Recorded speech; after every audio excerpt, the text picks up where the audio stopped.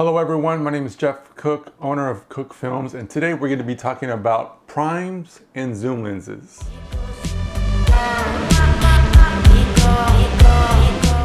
If you have a camera that allows you to change the lenses, you have two options to choose from. You either can choose a prime lens or a zoom lens.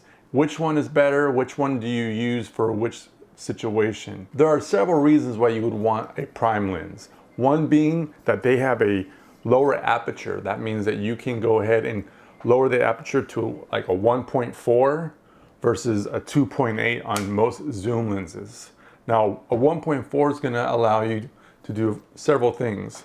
You're able to use it in low light situations so that you don't have to boost your gain on your camera, which makes everything really fuzzy and pixelated.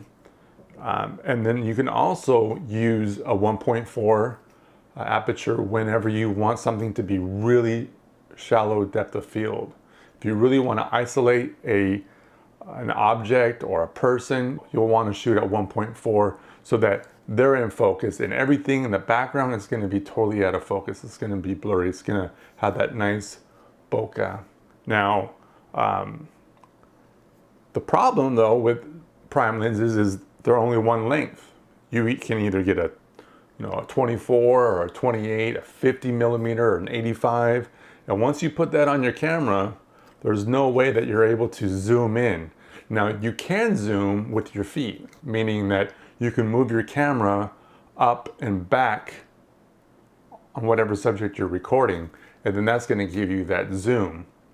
But having a prime lens almost makes you, some say, a better videographer because you're able to create the different looks by moving around your subject versus those who use a zoom lens tend to stay in one spot and they just zoom in to different locations and get the shot because it's a lazy lens and you're able to get everything from one location. So that's not necessarily a bad thing, especially if you're covering an event.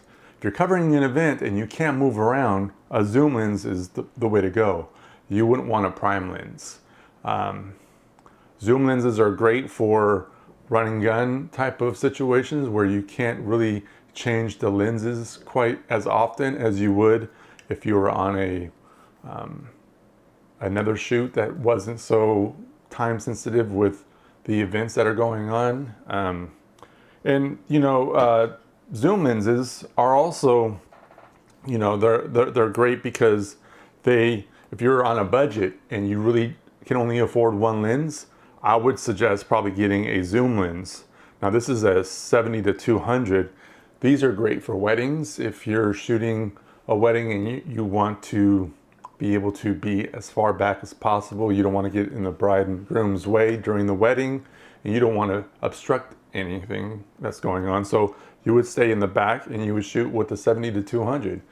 Most likely you would probably be at 200 at that point, but then you can move around and you can get different shots 70 to 200, which is great.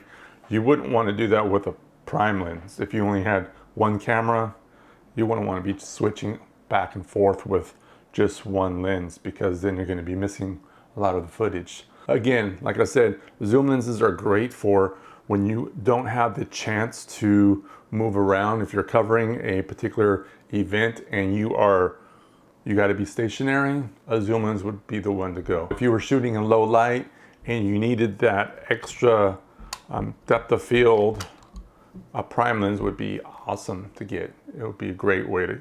I personally like my primes because I'm able to zoom with my feet for the most part. I move around and get my shots the way I should, and I'm able to get that really nice clean image from the primes. The image in a prime lens is going to be far superior than that of a zoom because the zoom has so many different pieces of glass in between.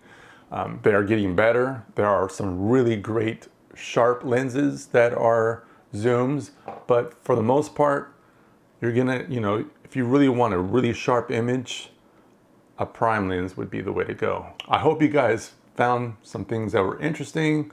If you did, Feel free to share it with someone else, and I will see you next time.